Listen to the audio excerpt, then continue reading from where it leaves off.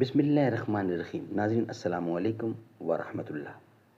ناظرین، ہم آپ کے سامنے چند صحابہ کرام کے واقعات آپ کے سامنے پیش کریں گے انشاءاللہ۔ نحمدہ ونصلی علی رسولہ الکریم، بسم اللہ الرحمن الرحیم۔ نہ پوچھو مجھ سے لذت خانماں برباد رہنے کی، نشے من سینکڑوں میں نے بنا کر پھونک ڈالے ہیں۔ تو نے یہ کیا کیا غضب کیا، تو نے یہ کیا غضب کیا، مجھ کو بھی فاش کر دیا۔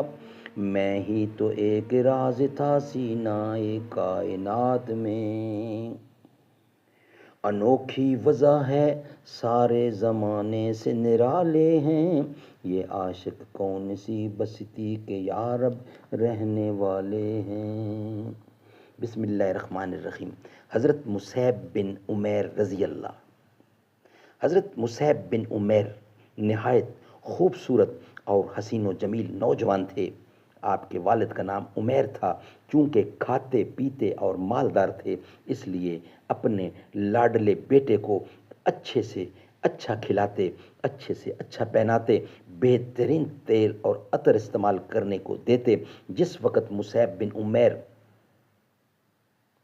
زرق برق لباس میں عطر اور تیل لگائے ہوئے کسی طرف نکلتے تو راستہ مہک جاتا اور لوگ آپ کو دیر تک دیکھتے رہتے۔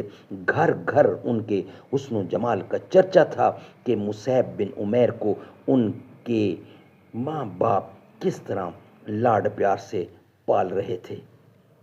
حضور سرور عالم صلی اللہ علیہ وسلم بھی جب ان کا